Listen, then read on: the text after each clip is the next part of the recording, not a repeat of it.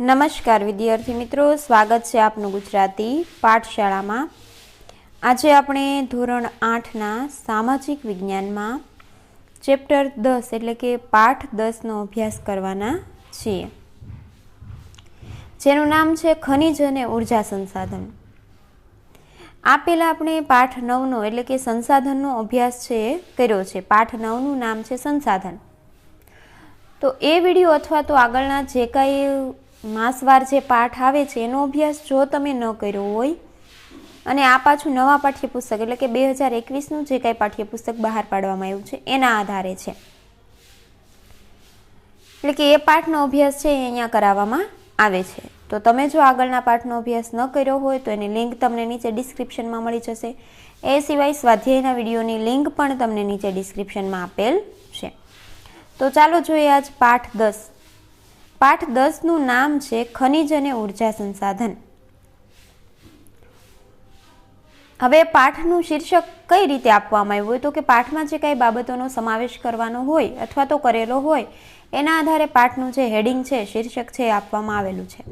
તો કે ખનિજ અને બીજું છે ઉર્જા સંસાધન। સંસાધનની સમજણ છે આપણે અગાઉના પાઠમાં મેળવી લીધી છે, એટલે તમે સંસાધન કોને કહેવાય એનાથી સારા એવા માહિતગાર છો। હવે આપણે વિશેષ એમાં છે એ ઊંડું ઉતરવાનું છે થોડુંક। તો જોઈએ આપણે, જૈવિક અને અજૈવિક પદાર્થો ગરમી અને દબાણને લીધે પરિવર્તન પામીને ચોક્કસ રાસાયણિક બંધારણ ધારણ કરે છે, તેને ખનિજ કહે છે। જો જૈવિક અને અજૈવિક પદાર્થો ગરમીના કારણે અને શેના કારણે તો કે દબાણને કારણે, એના કારણે અમુક સમય જાય એટલે એનામાં છે એ રાસાયણિક પરિવર્તન થાય અને એક નવું બંધારણ ધારણ કરે અને એમાંથી છે એ ખનિજ બનતો હોય છે, આથી એને ખનિજ કહે છે। પૃથ્વીના આંતરિક ક્ષેત્રોમાં ખનિજો અશુદ્ધ સ્વરૂપે હોય તેને અયસ્ક કહે છે, એટલે કે પૃથ્વીમાં ખૂબ ઊંડાણે છે એ ખનિજો રહેલા હોય છે, પણ કેવા સ્વરૂપે તો કે આપણને છે એ પેટાળમાંથી, પૃથ્વીના પેટાળમાંથી આપણને સોનું મળે એવું કહેવાય છે। તો સોનું છે ત્યાં છે એ શુદ્ધ સોનું ન હોય, એટલે કે આપણે કેમ યલો કલરનું એટલે કે પીળા રંગનું સોનું છે એ જોઈ શકીએ અથવા તો આપણે છે એ જોયું હોય પીળા રંગનું જોઈએ, પણ પૃથ્વીના પેટાળમાં રહેલું હોય તો એ અશુદ્ધ હોય, એટલે કે એની સાથે બીજી ઘણી બધી ધાતુઓ છે એ પણ રહેલી હોય છે, એ અશુદ્ધ સ્વરૂપે હોય છે। પછી એના ઉપર પ્રોસેસ કરીને પ્રક્રિયા કરી અને એને શુદ્ધ કરવામાં આવે છે। તો આ જે ખનિજ છે એ અશુદ્ધ સ્વરૂપે રહેલું હોય એને શું કહેવાય તો કે અયસ્ક। અયસ્કનું શુદ્ધિકરણ કર્યા પછી જ વિવિધ ખનિજો શુદ્ધ સ્વરૂપે મળે છે। અયસ્ક એટલે અશુદ્ધ જે કાંઈ ખનિજ છે એનું શુદ્ધિકરણ એટલે કે એનું શુદ્ધ સ્વરૂપ કર્યા પછી આપણને ખનિજો શુદ્ધ મળે છે। ખનિજ બધા સ્થળોએ એક સરખા મળી આવતા નથી, તે કોઈ ચોક્કસ ક્ષેત્રોમાં અથવા પર્વતોમાંથી મળી આવે છે। એવું નથી કે આ ખનિજની પ્રાપ્તિ બધી જ જગ્યાએ સરખી હોય, ભારતમાં પણ કંઈક બીજા ખનિજો મળતા હોય, બીજા દેશોમાં પણ કંઈક બીજા ખનિજો મળતા હોય। એવું નથી કે બીજા દેશોમાં જે ખનિજોનું જેટલું પ્રમાણ અથવા તો જે ખનિજ મળે છે એ જ ભારતમાં પણ જોવા મળે। ખનિજો કુદરતની બક્ષિસ છે। બક્ષિસ એટલે ભેટ, કે ખનિજો છે એ આપણને કુદરત તરફથી મળેલી ભેટ છે, જેવી રીતે હવા, પવન, પાણી એ બધું એની જેમ। ખનિજ વિવિધ પ્રકારના ભૌગોલિક વાતાવરણમાં અલગ અલગ પરિસ્થિતિઓમાં નિર્માણ પામે છે, તે કુદરતી રીતે જ નિર્માણ પામે છે। આ ખજાનો પૃથ્વીના પેટાળમાં હજારો વર્ષની કુદરતી પ્રક્રિયા બાદ તૈયાર થાય છે। જો આ જે ખનિજો છે એનો ખજાનો એટલે કે આટલા બધા ખનિજો છે એ કઈ રીતે ઉત્પન્ન થાય છે તો કે હજારો વર્ષની કુદરતી પ્રક્રિયા બાદ।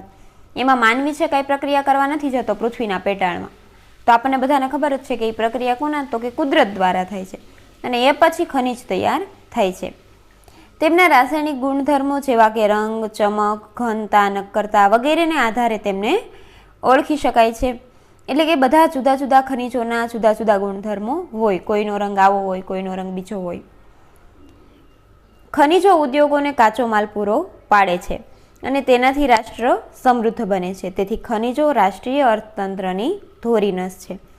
ખનિજો છે એ ઉદ્યોગોને કાચો માલ, જે કાંઈ ઉદ્યોગો ચાલે છે એમાં ખનિજો છે એ કાચો માલ પૂરો પાડે છે અને તેનાથી છે એ આપણા ઉદ્યોગો વધે છે અને રાષ્ટ્ર છે એમ સમૃદ્ધ એટલે કે સંપત્તિવાળું થાય છે। આટલા માટે ખનિજોને છે એ રાષ્ટ્રીય અર્થતંત્રની એટલે કે જે કાંઈ અર્થવ્યવસ્થા છે એની મુખ્ય વાત છે એ ખનિજને પણ ગણવામાં આવે છે અથવા તો એની ધોરી નસ ગણાય છે. વિચારવાનું કીધું છે. ખનિજો દેશના લોકોની આર્થિક શક્તિ અને સમૃદ્ધિનો આધાર સ્તંભ કેમ કહેવાય છે? તો આના પરથી વિચારો કે ખનિજો છે એ લોકોની આર્થિક શક્તિ અને સમૃદ્ધિનો આધાર સ્તંભ એટલે કે મુખ્ય વસ્તુ કેમ ગણાય છે અથવા તો કેમ કહેવાય છે. હવે આવે છે ખનિજોના પ્રકાર. તો કે પૃથ્વી પર 3000થી વધુ વિભિન્ન ખનિજો છે. સંરચનાના આધારે ખનિજોને મુખ્યત્વે ધાતુમય અને અધાતુમય ખનિજોમાં વર્ગીકૃત કરવામાં આવે છે. જો આમ જોઈએ તો પૃથ્વી પર કેટલા, તો કે 3000થી વધુ વિભિન્ન ખનિજો છે. પણ સંરચનાને એટલે કે એના બંધારણને આધારે છે એ ખનિજોને બે વિભાગમાં વહેંચવામાં આવ્યા છે, ધાતુમય અને અધાતુમય ખનિજો એટલે કે મિનરલ્સ, ધાતુમય ખનિજો અને અધાતુમય ખનિજો, metallic minerals and non metallic minerals. ખનિજોનું વર્ગીકરણ. હવે આવે છે ધાતુમય ખનિજો એટલે કે ધાતુમય ખનિજોમાં ધાતુઓ કાચા સ્વરૂપે હોય છે. ધાતુઓ કઠોર પદાર્થ છે જે ઉષ્મા અને વિદ્યુતના વાહક હોય છે અને જેમાં ચમક અથવા તેજની વિશેષતા હોય છે. હવે કઈ કઈ ધાતુ હોય છે એ તમે છે એ વિજ્ઞાનમાં છે એના વિશે વધારે ભણ્યા હશો કે ભાઈ આ ધાતુની સંજ્ઞા આ થાય, એવી ઘણી બધી જુદી જુદી ધાતુ આવે. તો કે ધાતુમય ખનિજોમાં ધાતુઓ એટલે કે આપણને ધાતુ ક્યાંથી મળે છે? તો કે ખનિજ સ્વરૂપે એટલે કે અશુદ્ધ સ્વરૂપે હોય. એમાં છે એ ધાતુ કાચા સ્વરૂપે હોય, પછી એના ઉપર રાસાયણિક પ્રક્રિયા કરી અને શુદ્ધ કરી એનું વ્યવસ્થિત સ્વરૂપ એને આપવામાં આવે છે. ધાતુમય ખનિજ આગ્નેય અને રૂપાંતરિત ખડક સમૂહોથી બનેલા વિશાળ સ્તરોમાંથી મળી આવે છે. એટલે કે ધાતુ ક્યાંથી મળી આવે છે? તો કે આ જગ્યાએથી. આ ખનિજોની પ્રાપ્ત ધાતુઓની ટીપીને કે ગાળીને વિભિન્ન આકારોમાં ઢાળી શકાય છે. પ્રહાર કરવાથી તે તૂટતા નથી. ધાતુમય ખનિજોને ઓગાળવાથી ધાતુઓ પ્રાપ્ત થાય છે, જેમ કે સોનું, જસત, ચાંદી, તાંબુ, એલ્યુમિનિયમ, લોખંડ વગેરે મુખ્ય. એટલે કે અત્યારે આપણે જે કંઈ આ બધી ધાતુ વિશે જાણીએ છીએ એ ધાતુ આપણને સીધી મળી જતી નથી.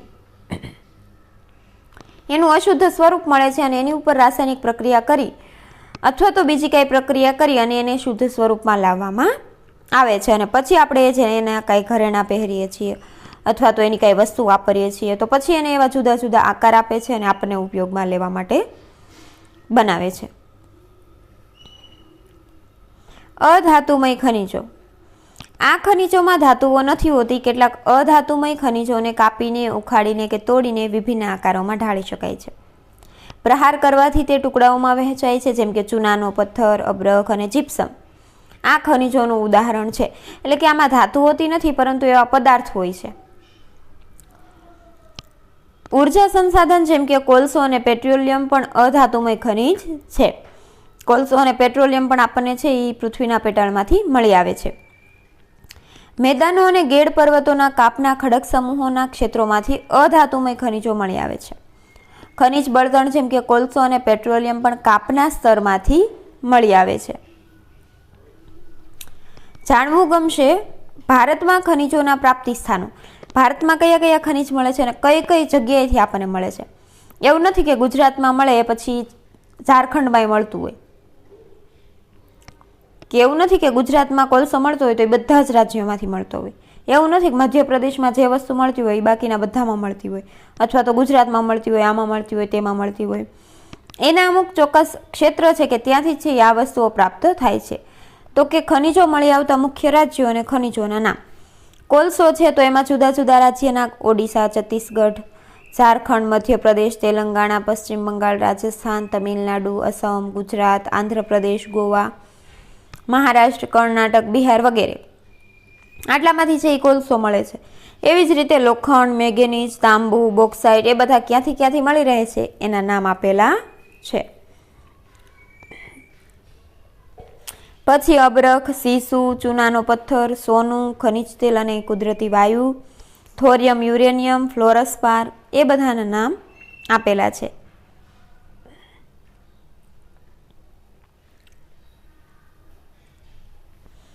હવે આવે છે ઉર્જા સંસાધન.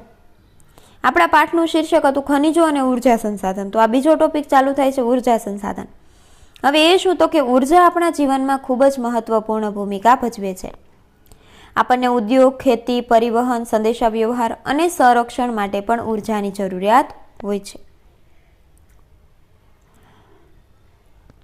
જો આપણે ઉદ્યોગ કરવો હોય તો ઉર્જાની જરૂર પડે, ખેતીમાં, પરિવહનમાં, સંદેશાવ્યવહારમાં અને સંરક્ષણમાં પણ.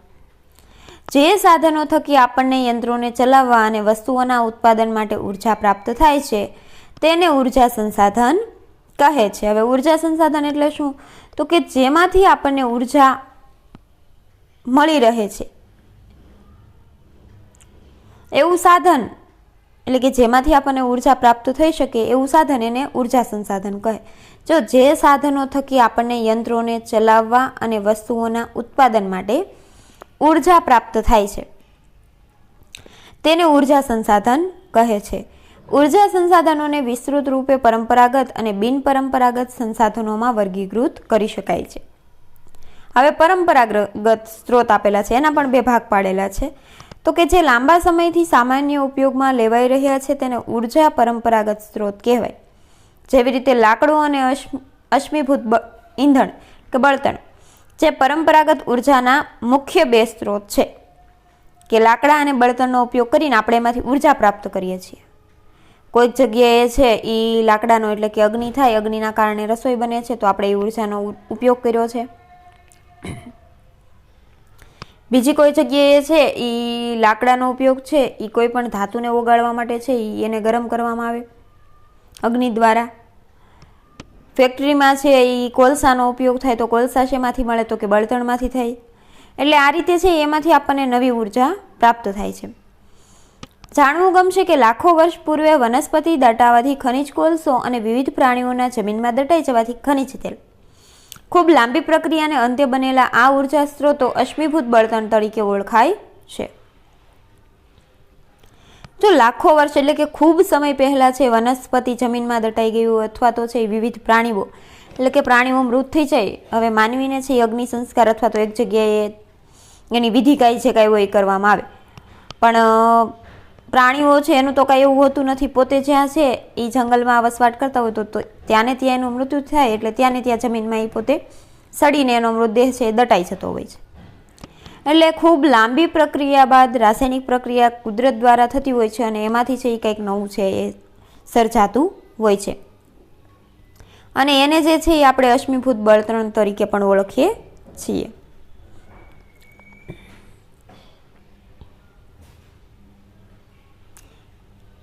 જો પૃથ્વીનો પેટાળ ભાગ દર્શાવેલો છે અહીંયા, ગેસ, ઓઇલ એવું દેખાય છે બધું.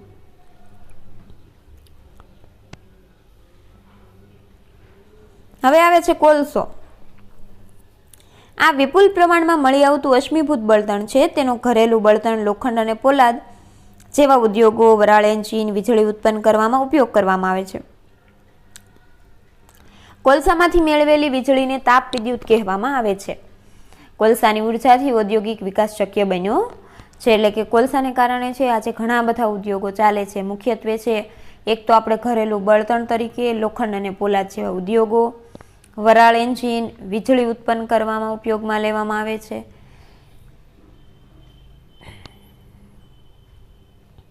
ચીન, સંયુક્ત રાજ્ય અમેરિકા, જર્મની, રશિયા, દક્ષિણ આફ્રિકા અને ફ્રાન્સ વિશ્વના અગ્રણી કોલસા ઉત્પાદક દેશો છે.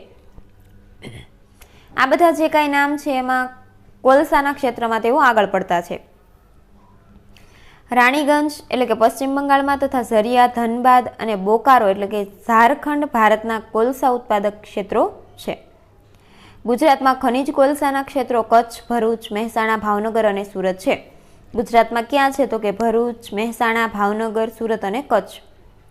અહીંથી લિગ્નાઇટ કોલસો મળે છે. કચ્છમાં પાનધ્રો, સુરતમાં તડકેશ્વર, ભરૂચમાં રાજપારડી, ભાવનગરમાં થોરડી, તગડી અને સામતપરમાં લિગ્નાઇટ કોલસાનો અનુમાનિત જથ્થો છે.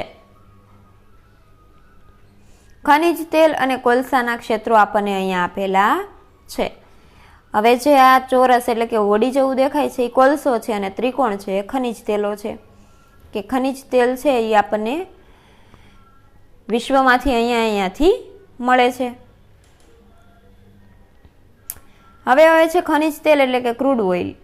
પૃથ્વીના પેટાળમાંથી ખનિજ તેલ મળે છે. તે પ્રસ્તર ખડક સ્તરોની વચ્ચેથી મેળવવામાં આવે છે. તે અર્ધ પ્રવાહી સ્વરૂપે પ્રાપ્ત થાય છે. કેવું હોય તો કે અર્ધ પ્રવાહી સ્વરૂપે. અને તેમાં ઘણા બધા પદાર્થો ભળેલા હોય. જો શુદ્ધ નથી મળતું, આપણને અશુદ્ધ મળે છે, એમાં ઘણા બધા પદાર્થો હોય.